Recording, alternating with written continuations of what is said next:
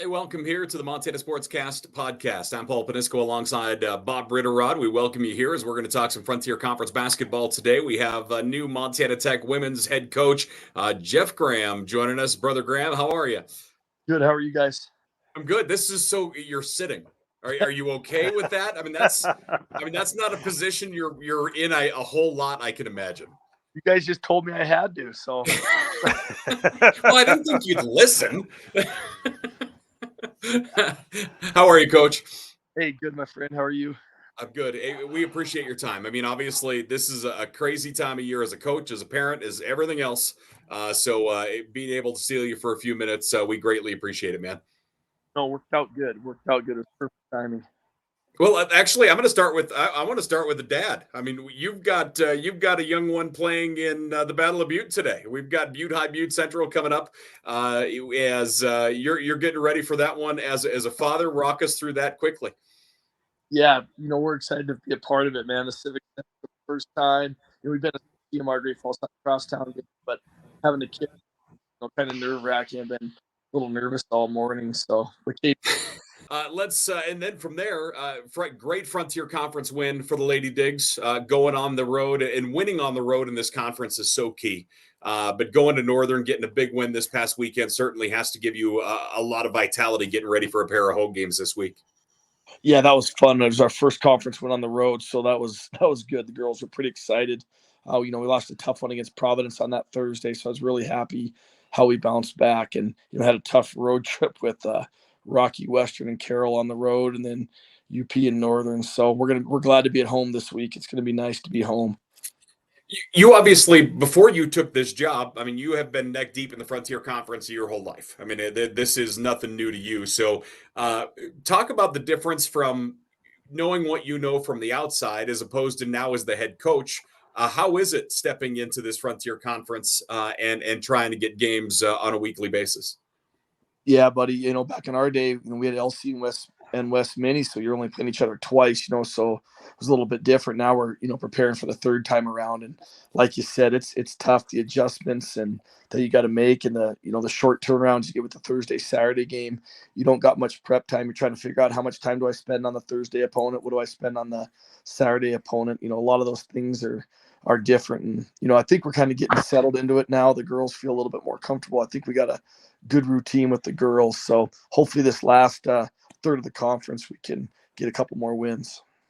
Yeah, it's just been, from the outside, again, the big thing with watching your teams play has been effort. I mean, you can't, there isn't a game that you can go back and go, the effort was a little lacking here. The ladies have just gotten after it all season long, and that has kept you in every ball game thus far. That's what we've been proud of. Just starting our preseason schedule thing. Everybody we played was top 25, I think, except two games. And yeah, the effort's right there. We're starting to knock on the door and hang in there. Then we finally got a couple wins over Providence and Northern, and kind of realizing we can get some wins. But that's the great thing about these girls, the effort they put out every day, and practice is the same way. They work their butt off in practice, and obviously the classroom. So it's been fun. It's been cool to see them improve. But if you put in the effort, you're going to improve in whatever you do. Yeah.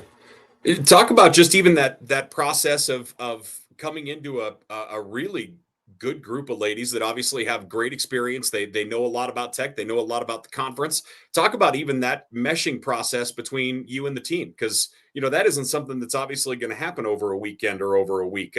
How has that progressed here as the season's gone on, and what have you learned about yourself and the team through that process? Yeah, like you said, we kind of learned, the first few weeks of practice, here's what we got. Then finally getting those non-conference games, what we need to work on. And talking to the girls, we have really good, group of girls and leaders that, hey, let's work on this. What do we need to work on? What do we need to do here or there? Hey, we have a big test here in the state. Can we maybe take a Tuesday off here and there, and then, do something on the weekend? But the juggling the schedule, they said that when I interviewed, was the toughest. And, we got 5 nurses and 4 of them are in clinicals right now. And a lot of our kids are super busy at this time of the year. So just try to get them to relax. That's why I tell them, I said, man, enjoy going on the road. I said, you get away from things. Like I get away from my wife and kids. We're on the road, try to make it laugh. I'm like, this is good. We get to go out to eat dinner and have some fun. And so we kind of took that approach. We went up to Northern and say, hey, let's enjoy it. But those nerds are doing homework on the bus the whole way up there. Saturday morning after shoot around. I mean, it's incredible. You'd think you're making it up, but I mean, not kidding you. They're all doing homework before the game. It's I don't kind of I like don't I think was we in should college. I don't think we should call them nerds. I don't think that's probably the right way to go about this, Coach. Nerds in a good way. Geniuses is what I call them. I'm like, God dang it, guys, they're just phenomenal. I mean, like I never even thought about doing homework on the road. I don't think I ever packed a book in 5 years on the road or whatever college I was at, but they're just so driven. They're just such great kids. And, I mean, gosh, Soda was doing homework at dinner on Friday night at Murphy's. It's good. So we're just trying to get that good balance with them and have some fun. And boy, they've been a pleasure to be around. My kids sure enjoy being around. The boys are the same way. Like, it's just a great group of boys and girls to hang out with every day. What's talk about this? As you approach this last third, this is a long season. For years we joke about how long the Frontier Conference season is, but I mean, when it boils down to reality, it's incredibly long. When we start talking about gathering in October, and by the time we get here, you have to worry about physical fatigue, mental fatigue. How do you battle those kind of things here as you get ready for the meat and potatoes of this conference and the time of year that kind of really matters here? I leaned on the girls a lot, leaned on our older girls that have been there. And, in that preseason, even in October, hey, let's go a Tuesday morning practice and take Wednesday off. I worked, their advisors were phenomenal to work with, the nursing and stuff. Let's take a couple days off here or there, or, get home on a road trip and, take this off. And we just sat together, a bunch of the older girls and I, and kind of built the practice schedule and, just adjusted as we go. But that's the biggest thing, it's a grind, but man, it goes fast. Like we told the girls Saturday, it's like, holy crap, we've already got 10 or 15 conference games done. It seems like a grind, but it goes so dang fast. So like you said, the balance, that's been the biggest challenge for me, is not doing too much and, trying to help them with film breakdown and make it as easy as possible so they can spend some time on their school. So it's been great. I just had a great group of leaders, obviously leaning on Coach Hyatt and Coach Miller, Coach Durham and Coach England, guys we still talk to about what to do. Those, learning from what I did at the other 8 schools I went to in the Frontiers helped out. Fantastic experience. So I have a lot of experience to draw on. You can't take my jokes away from me, man. Come on. Beat you to it, buddy. Paul's been waiting for at least 2 months to ask you that question, Jeff. Oh, sure. I mean, it's like me going to a bald joke first. I mean, come on, man. Talk about the importance of these home games. Obviously, you have back-to-back home games. You have, every night is going to be a tough night, but 2 tremendous programs coming in, Western and Rocky.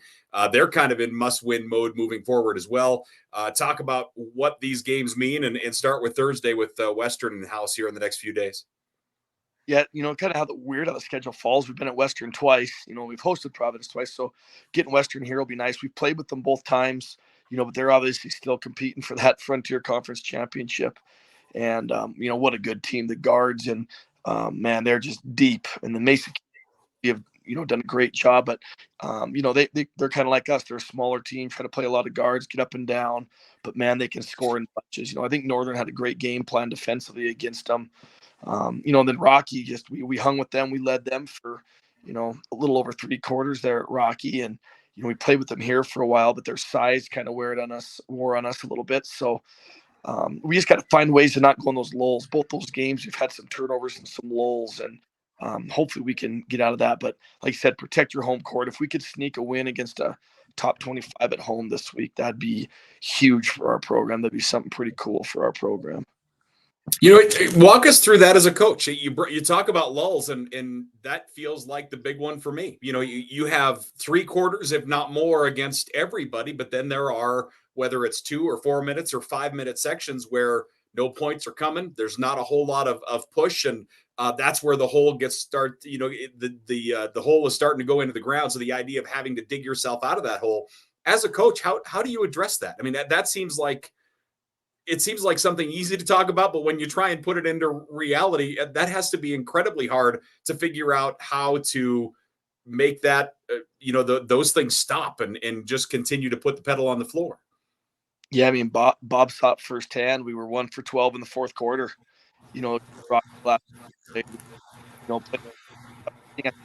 Trying to find the right rotations. We had some foul troubles in a couple of games there. And I've been trying to mix and match kids more in practice, get better at sets. Like that's one where I got to get better is find a set to score. When do I use a timeout? That's where I think I've hurt us this year is, not having a way to get out of these lulls. But I think we're slowly figuring it out, whether we run something different or change up the defense, or, teams are taking away Danny and Tavia in the fourth quarter. I think they're starting to figure out the lulls and step it up. But that's probably the biggest area I need to improve on is, stopping those runs, finding something that works and, keeping us in the game instead of giving up an 8-0 run. Well, you talked about leadership earlier. Talk about Danny and Tavia as well. I mean, having Danny on the bench, and certainly with your experience with her at Belt, that has to be invaluable here in your first year at the helm. Yeah, it's like having another coach on the court. She's just so smart. Like Coach Steele's she's like, I've never been around a player as smart as her. I was like, I know. And believe me, I didn't teach it. She came into junior high like that. She's just one of those natural kids that you say it one time and gets it. And she's just so well respected. And it's just, great. She knew, what I wanted defensively, what I like offensively. She was able to relate with the kids and, all the kids bought in and worked their butt off, but having another player that knows that.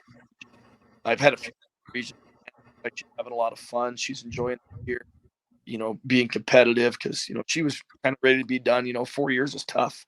4 years, it gets to be a grind. And I'm just so thankful she came back and she's just been a great leader and she's so good to those kids. I think she sets the example of how hard to practice every day and the rest.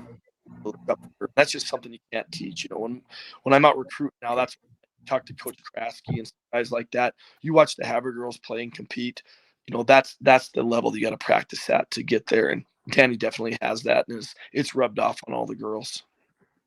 Talk and then roll that into Tavia. I mean, Tavia Rooney just continues to chisel her name in the record books across the board.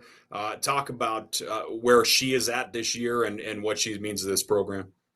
Yeah, you said, there could be some stupid records she could have here for a while. The amount of categories she's in is amazing. I didn't do a very good job with her beginning of the year. I think I had her too much back to the basket, too much with bigger posts. And now that we've got her, she's done a great job of, being able to create a dribble and finding some mismatches so she can take the bigs out and post up the littles and, and she passes the ball so dang well. I think that's something that gets lost in great scores like her, but she can pass the ball so well. What do you got, Bobby? Well, a few things. Number one, I thought we woke him up there, didn't we? Oh, he's been picking on me since he was coaching at Reed Point. Yeah. Oh, yeah. I have, Jeff. But you talk about your kids playing in that crosstown. You know what that means, don't you? I'm getting old. You're getting old. Yeah, that's exactly right. Yeah, that's exactly right. And we won't go back to your high school days when you were dogging it in what was it, the 400 or something like that, and that guy that was your coach was yelling and screaming at you a little bit. He didn't speak to me that night. Then I turned around and won it the next day and shut him up. So. I said, Dad, I got 5 races a day. I can't be wearing myself out in the prelims. Who cares? He didn't even speak. I got in the elevator with him. He wouldn't even speak to me. Then the next morning, I won the 300 hurdles. He still didn't speak to me. You haven't won the 400 yet in your career. So that made me mad, and I ended up winning it. So it worked out good. That story's not near as good as the way he tells it. I'm sure he tells it better. Yeah. No, Coach, talk a little bit about the transition from the high school to the college level. Well, man, the level of, preparation is huge. Look at the coaches in this league and how good it is. The coolest thing I think, Bob, has been being able just to do basketball all day. I loved my football, I loved my track, but I think I've really learned a lot and grown just by watching film and, seeing these other coaches and talking to them and, playing against the LC States. I just feel like professionally it's helped me a ton. It's been a great challenge. I really like the recruiting aspect. We're getting on the recruiting trail here. We have a lot of kids coming back, so we don't have a ton, but we're looking forward to some juniors and sophomores recruiting. But, it's just a blast. Like Steve Keller told me, I think I've told Paul this before, but like Steve said, you're never going to be so busy in your life, but it doesn't feel like work. And, there's days where you get home at 7 or 8 o'clock at night and you don't even realize you were working. And I'm pretty blessed. I get to drop my kids all off at school. I'm at work by about 8:15, 8:30. And a lot of times Megan will bring them up there and shoot, but just being around, basketball all day and the kids we have, I think that's what's special, Bob, is like the kids, coaching high school is great, but just being around kids that, work so hard and have the great, school and just the people they are and meeting the new parents, it's been awesome. It's been a challenge, and really looking forward to the next few years. Coach, I've said this a lot, in the past, I don't know how many years I've been doing Rocky basketball, but I would have never believed this before I started doing play-by-play, but I feel the women's game at college is a lot faster than the boys' game in high school. And a lot of people earlier, I mean, they're starting to realize it now, I think, because we are getting better athletes, but even 15 years ago or 13 years ago, whatever it was, the women's game in college is definitely faster than the boys in high school. Well, think about the studs you guys got with, that Reed Point crew you guys had. And, my sister's team, then I got to grow up, coaching against the Szymanskis and, the big Sandy studs like Peyton Ferris. There's been some phenomenal kids, and that's just, the Class C level, let alone the double A's and A's. And like you said, we've had some very good Bobcats and Grizz women, and it is great basketball. Like, people that have not seen a Frontier game, I've had a lot of people this year come check out games just because, we were coaching and they were curious and they're like, holy crap, Jeff, we didn't realize how good a basketball this is and how good these ladies are. And like you said, how fast this, yeah. Most of these teams are scoring 60, 70 points a night.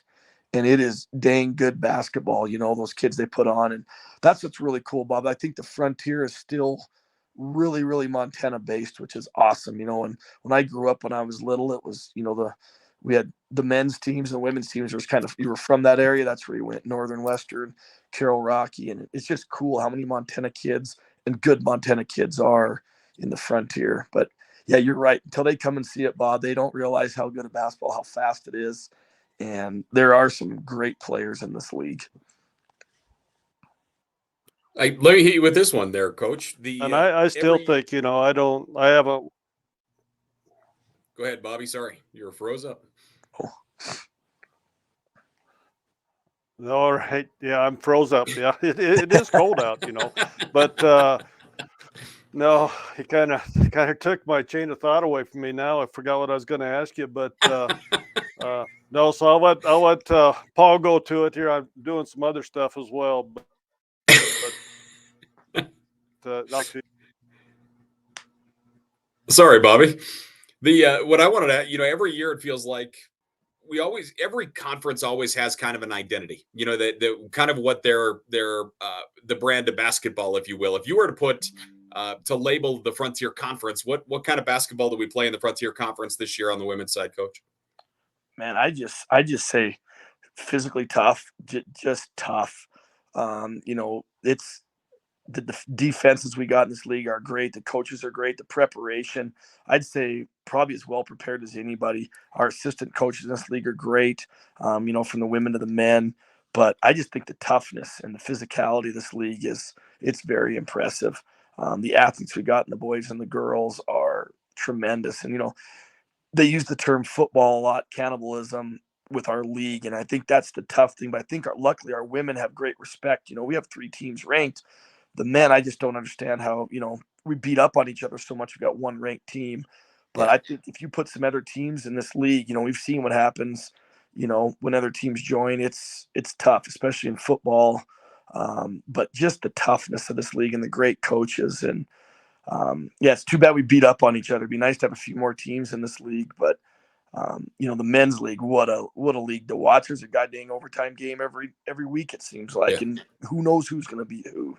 So I just think the physical toughness and the great coaches in this league, like you said, I think that's our identity, is the toughness. And, they're going to be well coached. And those teams that get in the tournament have made some really good runs.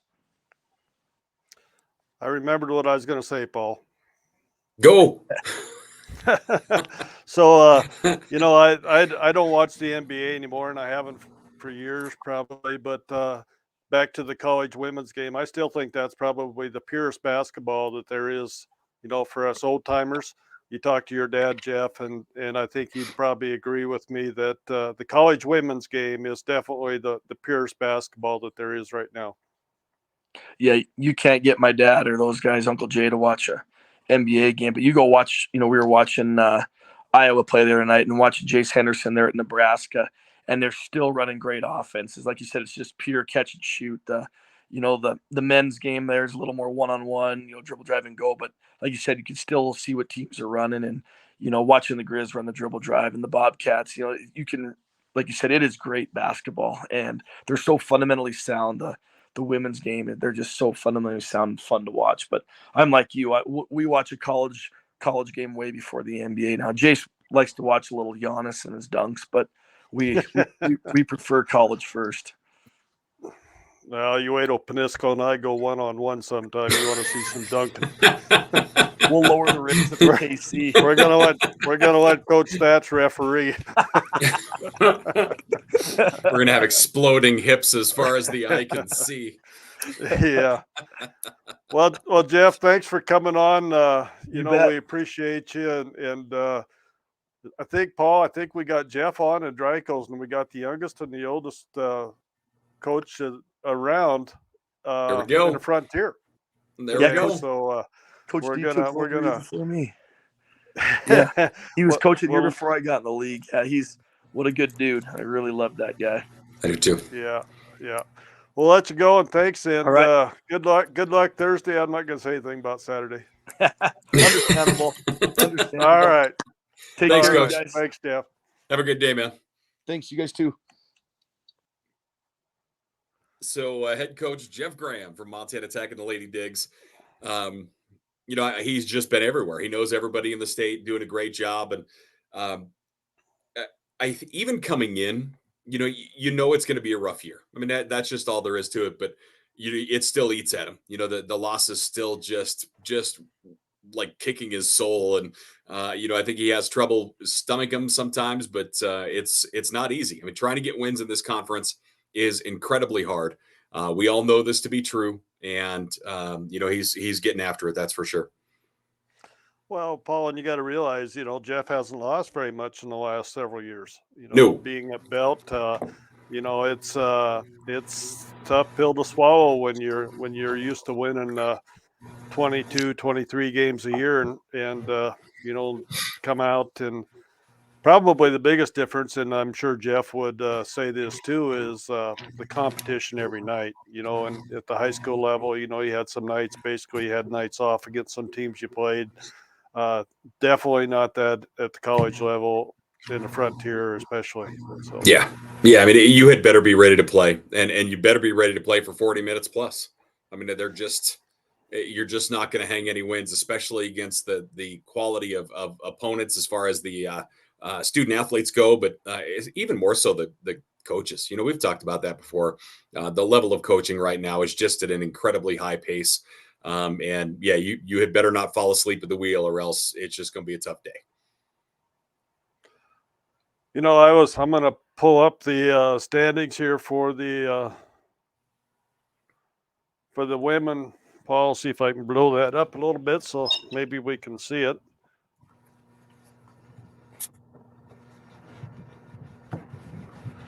But I was kind of looking at these, Western there with that 20 wins, they're kind of already at that magical mark, at this point, 20 wins is kind of the threshold to getting into the national or the tournament. They're there already. What's your thoughts on that? It's impressive. And they're awful good. Those top three teams, we talked about it last week, really starting to distance themselves, and rightly so. Carroll coming off another really nice weekend. Jamie Pickens gets player of the week. That you look at those three, they're tough, and 20 wins for Western is a big deal. And obviously with several games left, they would like to continue to add to that.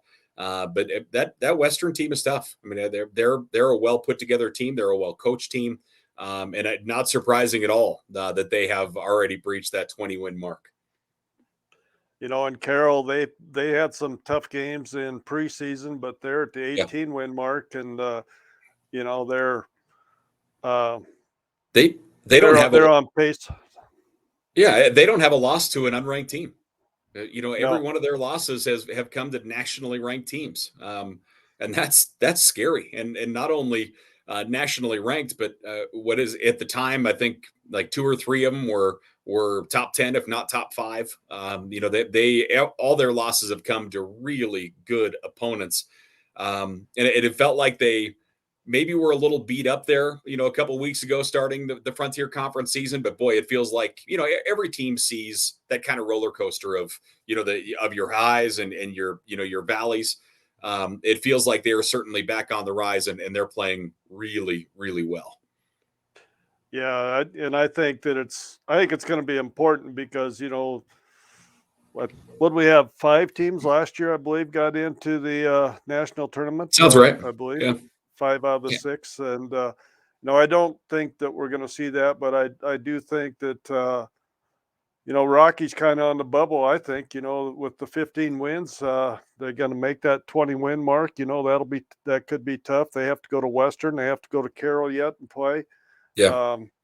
But you never know how it all turns out. And, I think that's why that Frontier Conference tournament is going to be one of the best ones we've seen.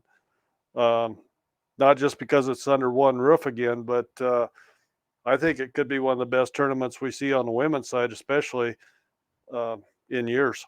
Yeah, wins are going to be kind of necessary for a couple programs, and that's going to be a big deal. That'll certainly play in there, and you never know. Obviously, we talk about those top 3, but the bottom 3 are playing pretty darn well at times, and we could see a pretty good upset coming through that thing. That's for sure. Yeah, it makes it interesting. Yeah. Let's jump over to the men's a little bit. Coach Graham actually brought it up about the overtimes. I went back and counted them up, Paul, and the men's this year, just in conference play, have had 10 overtime games in the conference. That's crazy. And I don't know how many Northerns had. It seems like they're in one every week, just about. I was going to make a joke there, but they at least have 4. That I know for sure. They at least have 4 because they have a triple overtime, 2 double overtimes, right, and a lowly single overtime game. The one thing we know for sure is they're going to be the most well-conditioned team on the floor by the end of this thing. Yeah. It's that just kind of goes to show how tough the men's side of things are. I'll pull that up here. In Tech, they just, they've been in the driver's seat all year, but now Providence is kind of making a push on everybody. That Coach Keller got a couple of players back there after Christmas, and Harris Williams got the Player of the Week this week for Providence, and he and Stevens have made a difference in this since Christmas, basically since the conference started. Yeah, and it's going to come down to winning on the road. You're going to have to hold your home games, and you're going to have to try and win some on the road, and that for Tech is going to be the issue. It's going to be so hard to win on the road, and that's the only thing I've seen out of this Tech team. It feels like they have been up big at times. They were up by 17 over Providence when they went to overtime here this last time. It feels like they just don't have, and this is so easy to say and so hard to put into reality, but that idea of putting people away. They've had opportunities to put teams away, and teams have gotten back into games and made good runs. And that could be something that comes back to get them. And now we're going to find out who's going to be able to win on the road and who's going to win at home. And this weekend is a great example of that. Tech has 2 at home with 2 great opponents, and Providence is on the road for both of theirs. So we'll see if there's any breathing room by the time we get to Sunday or not. And then we'll set up who's home and who's away, over the next few weeks. Yeah, it is. And like Rocky goes to Carroll last week, played them tough, and Carroll's on the upswing as well. They got Hillman back, and glad to see him back. Great competitor and player, but it's just once again, just like the women's side, I honestly think that anybody could win the men's tournament in Great Falls. I really do. I just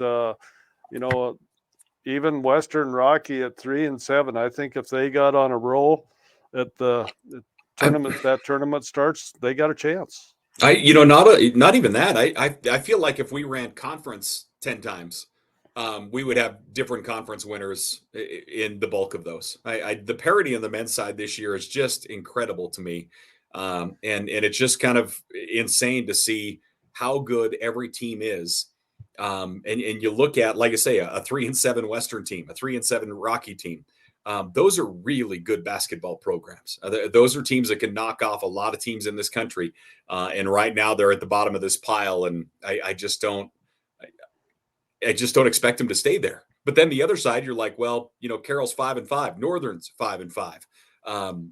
The level of play right now is at a really high clip, and to think we have one team ranked, it makes sense when you look at the standings, but it doesn't make sense when you think about how good of play that is being played in the Frontier Conference right now. No, and I still haven't figured out how Northern got that 6-5 record. That was messed up real early on that the NAIA website and hasn't ever been fixed. It's really strange, but yeah. I'm glad you brought that up because I had it up there at 6-5. So, but yeah, no, it's funny. Yeah, I mean, you know me, I'm Polish. My IQ is like 6, and I had to stop going to the NAIA, their standings. I had to go to the Frontiers to make sure that I had it right because I don't know where the extra win for Northern, and I'm sure Coach Hughes is happy about it. I mean, he'll take 6-5 over 5-5. That's for sure. Yeah, and I bet you that extra win's going to come from Providence or Tech too, if he gets to choose. If he gets to pick, that's probably the case. Yeah. Just holding home is going to be so important, and to find out who is going to be able to go out and steal them on the road. It's going to be interesting to see how this thing shakes out. You look at this week, Tech and Northern are both home for both of theirs this weekend. That's going to be a big factor. Providence is on the road for both of theirs. And then from there, you have Rocky home and away, Western away, and then home. That home cooking is going to be a big factor here over the next couple weeks. Oh, I think so. And like I said, on the women's side, it's going to be huge. I think, so we got Carroll and Northern, Western and Tech, and Rocky and Providence on Thursday. What's your game of the week there? All of them? Can we say all of them? Oh, yeah, all the teams? Yeah, just go all of them. I mean, they're all the games. It's the old must see TV. Like you're just gonna have to sit at home and watch them all. And they're all gonna be. Yeah, I don't know how you'd pick one, to be honest with you. I really don't. It's a big weekend. I think Northern can get some real significant ground covered this weekend if they hold home. The Armory is going to be a tough place to play. They showed that they're going to be outstanding up there. They allow Tech only 60 points in that ball game. I kind of look at that Carroll Northern one as a really big one. That's going to put some breathing room between those two teams fighting in third place and trying to continue to climb up this stack. I think that Carroll Northern game is going to be like a Tyson fight, including the ear biting. Yeah, I agree with you there. Of course, then you got the Western Tech rivalry. I think that could be a little wild as well. Yeah. Yeah. I mean, I don't know if there's any way to put it better than that. That thing just gets going. And interesting enough, even like the last Tech Carroll game, the energy level gets real high. The emotions get rolling. That one is going to be, I really feel like that's a game that's going to be kind of controlled by the officials. We'll see when they try and get it under control, or else if they come out and say, hey, we're going to be in control of this thing from word go. I think that's a big factor in that ball game to see kind of what level they're going to let them play at, what kind of fouls are going to be called, and, see who adjusts. Yep. How about on Saturday? You got Saturday, Providence at Northern, Rocky at Tech, and Carroll at Western.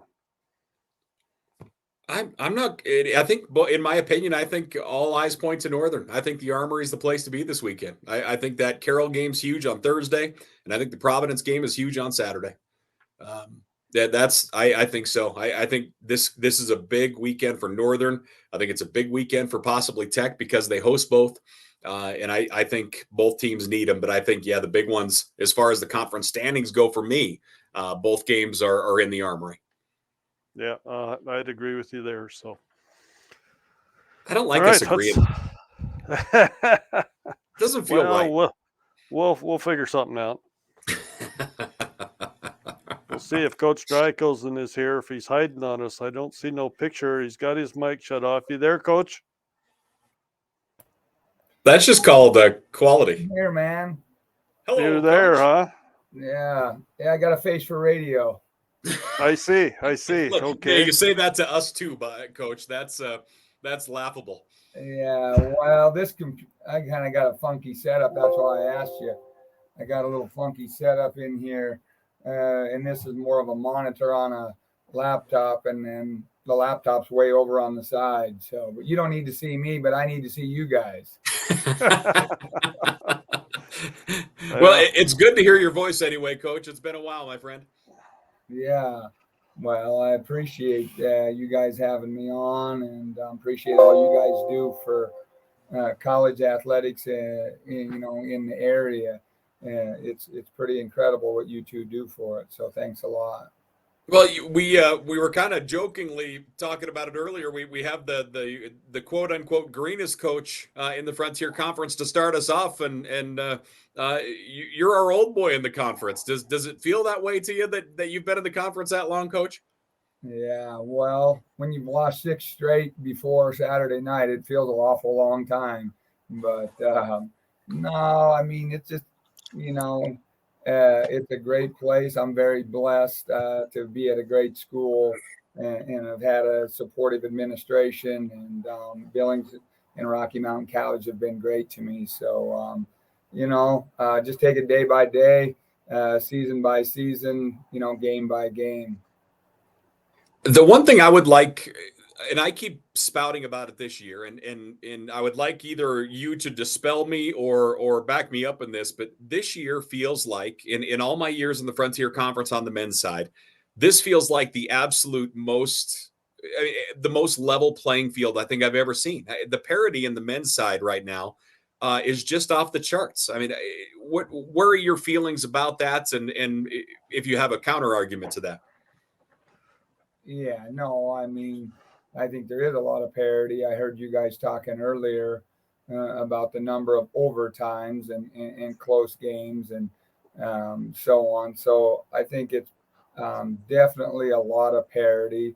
Um, and playing each other 3 times also I think has an effect on some of that stuff. It's hard to beat a team 3 times, and then now you got to play them for a 4th time heading into the tournament. So I know, Bob, when you were coaching, sometimes you didn't want to be undefeated, or you didn't want to have the bye, even though you're not saying you want to lose games, but going into a tournament, you want to be the team that's hot and nobody wants to play, not necessarily the best team throughout the season in a Class C tournament. So playing each other 3 times, I think, coaches are going to try different things.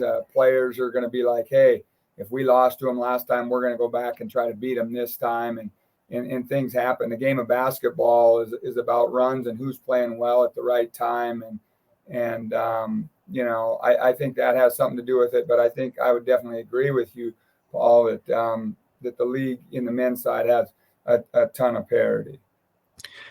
The one thing I always, you talked about it, we kind of hit it on it earlier, the idea of how long the season is and making sure you're playing the best basketball at the right time is when we get to the end of the season, when we talk about tournament time. What are the things that you have learned, if you can put a thumb on anything, the idea of how to make sure or how to try to get your team playing their best basketball, as we get into February and get ready for tournament time? Is there anything over your years that has made that easier for you, Coach? Great players. That helps. Great players have helped me play good late. You always got to out recruit your coaching abilities. There's a lot of great coaches in the Frontier, so you're probably not going to out coach somebody, but there's also a lot of great recruiters. as they put a great product on the floor. But I think, from a serious and a real coaching aspect, I think all coaches would know, to play great in the year, it's really about the foundation you set early in the year. For us, it's always been about defense and rebounding. I think this team has set a solid, we're right at what our goal is for the year. From a defensive percentage standpoint, we like to hold people under 43% and under 30 from the three, and we're right there. Now, from our offensive side, we've had some nights where the offense just hasn't been there. I think we're going in the right directions right now, but from that standpoint, I think it's really what you emphasize and what you really build your foundation on early. And I think, of course, playing late also has a lot to do with the confidence of your team and the health of your team as you head into the postseason play. Let's talk about recruiting for a second. We really haven't pestered other coaches about this here over the weeks, but how is recruiting, now are we kind of back to normal, if you will, after we get out of COVID and the recruiting process? How is that gone, I guess, since we, are back on the floor, back to full gyms? Are you seeing any change or any difference as far as recruiting goes? Well, it's a new normal now. It's not an old normal, it's a new normal. And definitely the transfer portal has changed a lot of things, I think, but not necessarily for the better or worse. I mean, I'm not going to get into the arguments on whether that's a good thing or a bad thing. I think it's anytime somebody transfers, it's a unique situation for every individual, and sometimes it's a decision between the coach and the player that this is the best decision for that person. But it definitely has changed things from the junior college and the high school lineup, as far as where the higher level people recruit from. So they got a little more opportunity, obviously, or a lot more opportunity to recruit from the transfer portal before they decide, I'm going to take this junior college kid or this high school kid. And but as far as where we live and the type of kids that we want to get in our program from the area and from Montana, I don't think it's changed a whole lot. If you're a Frontier Conference coach, you're going to be fighting for a certain number of scholarship kids in the state and within the region. And, we always know we're going to be fighting over each other for the Montana kids for sure. Let's talk about your roster a little bit. Your roster, as far as the guys you put out on the floor, historically have always been, I always think of your teams as real athletic, real long, get up and down the floor quickly. And certainly this group of guys this year fit that mold. I mean, they flat out get up and down the floor. They all can shoot the ball well. And the level of athleticism is at a real high clip with the Battling Bears this year. Yeah, I mean, I think we're, pretty similar to all the teams in our league as far as athleticism. We are a little bit bigger than some of the teams. The game has kind of went to more teams playing smaller than bigger, and so you have to find a way to take an advantage. The game has definitely changed even in the last 4 or 5 years that way. But yeah, we like our guys. We got a good group of guys. We have quite a few returners and a couple of new faces within the program, but a lot of returners and different guys specifically like Jesse Owens and Bo Stevens and Nick Hart, and Cale Robinson and Maxim Stevens, the guys that we've been starting lately. They've been in our program for a while, so they really do trust each other. They do know each other, and I think that they're really starting to make some strides, like I said, from the offensive end, and definitely we know we're going to have to do that when we play Providence, because Providence is a high arsenal there. He can put 4 or 5 guys out there that all shoot 40% from the 3-point line. So you got to be able to score some baskets to stay in the game against them. We also got other returners like Cade Tyson, who's done some great things for us over the years. He's just tough, hard-nosed defender. Yeah. Can shoot the ball very well. He kind of got a low frequency, doesn't shoot it a lot, but I'd like to see him shoot it more because he's got an excellent shot but just a tough, hard-nosed player out there. Brett Clark from Bozeman, High has done a phenomenal job for us this year coming in. And so we got Tayshawn Bradford that plays some. We got Case Kitchell, a new big guy who plays some and has done some good things. And Elliot Brooks, of course, is a great shooter out of North Arkansas. But man, we got that's naming quite a few guys right there that can go out and play on any given night. So I feel like we have a pretty deep bench. Sometimes as a coach, that can become like, well, hey, who am I going to put in there? Or who am I not? We don't have just a specific rotation we've been able to use. And we've had earlier in the year little bits of some injury and different things, but knock on wood, we feel like we're fairly healthy right now. It's certainly a good time to be healthy here with a couple weeks left, and then we'll gather for the Frontier Conference tournament. What are your thoughts on the tournament being back under one roof, Coach? Yeah, I mean, we just talked about it for as far as a team, because even though we're not looking ahead past one game this weekend, we just talked about that it is different playoffs. Even just the normal person out there, they don't understand the difference between a playoff and a tournament. Obviously a tournament's played at a neutral site or at one site, and the playoffs are usually at the higher seeds. And I've been fortunate enough to be in the Frontier Conference for almost 30 years, and I've seen it all different ways. I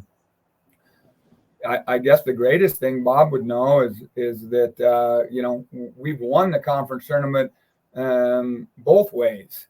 We've won it when it's been at one site, and then we've won it traveling to all these other sites, and then we've won it right here at Rocky Mountain College. So, but I do kind of have a favoritism towards a one site. Sorry for my phone here. You're okay.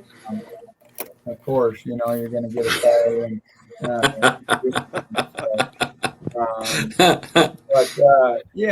I do like the one side. I mean, it gives the fans an opportunity.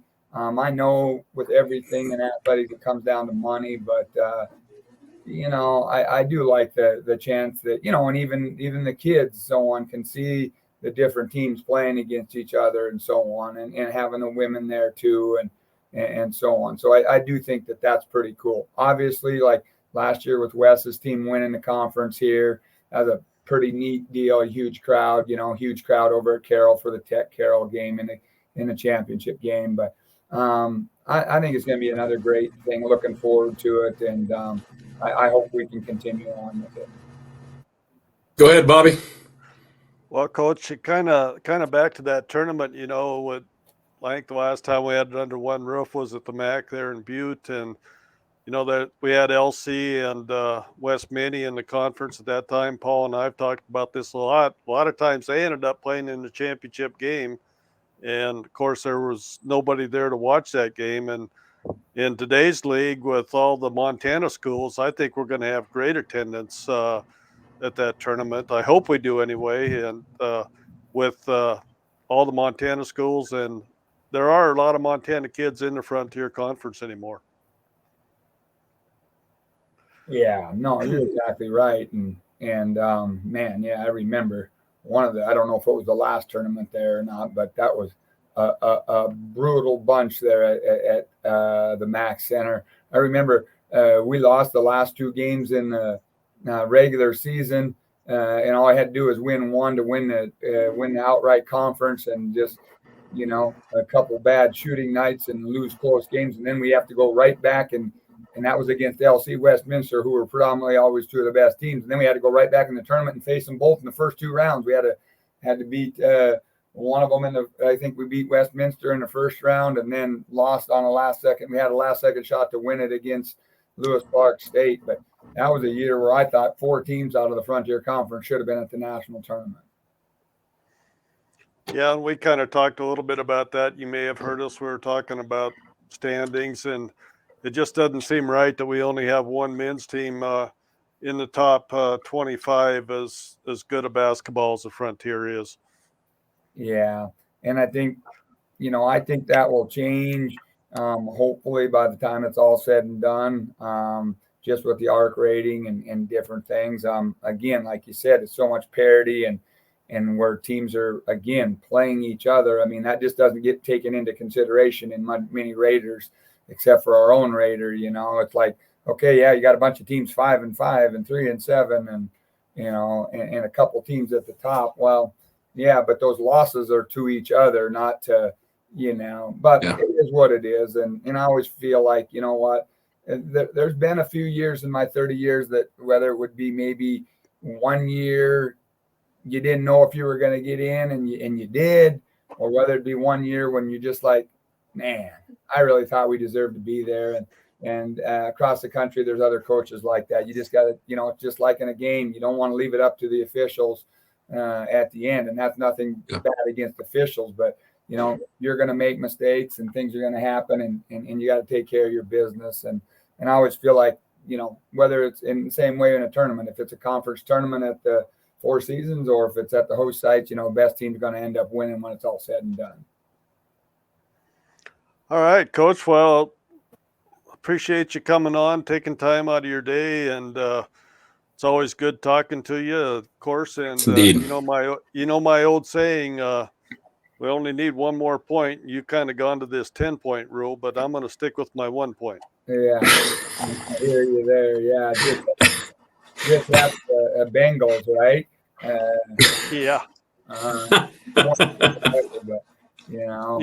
and one more thing, Coach. I don't need any more 3 overtime games. Let's get it done in regulation. Good point. Neither do I. Well, I just appreciate you guys, and it's going to be a fun and exciting week of basketball. We know we got to be well prepared, and even when you are well prepared, it's going to be a fight. So we look forward to the games against the 2 top teams in the league this week.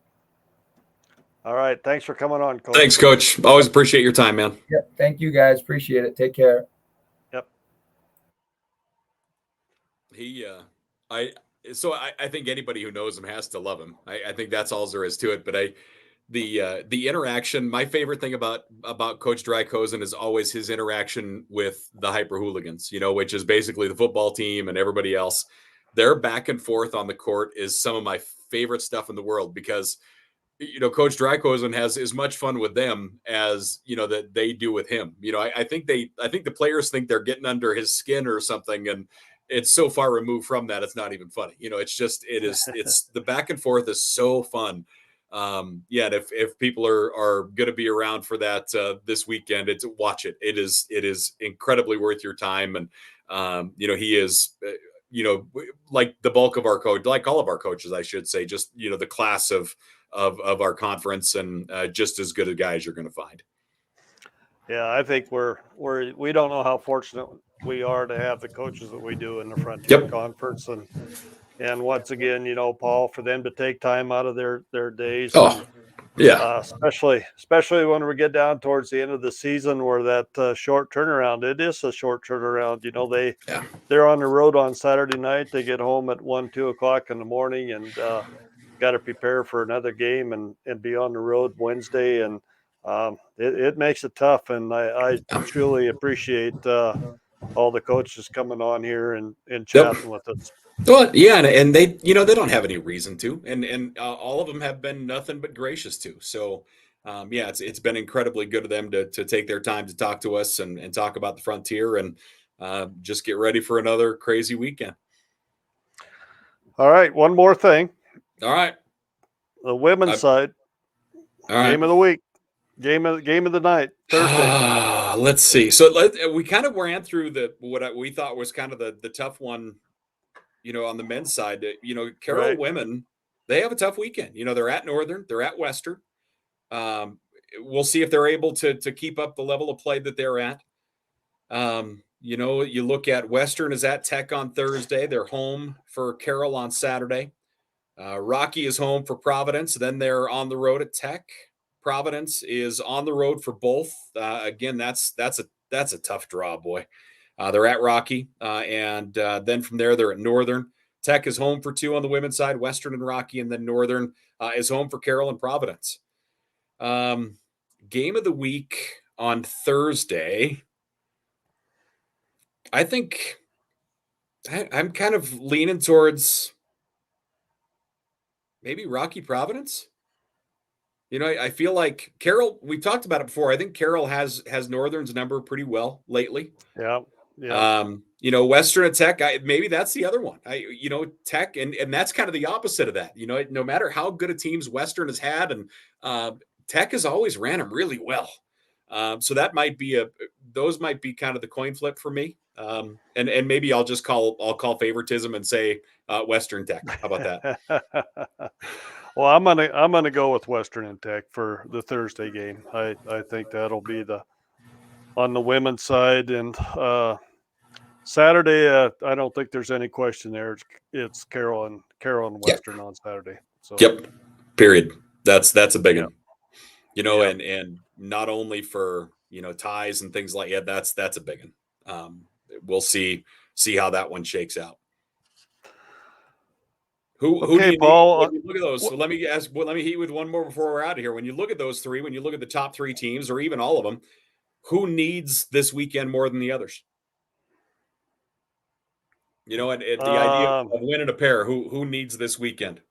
Well, I think Rocky does, because and not that these games are so important this week, but they got to go on the road yet and play Western at Carroll.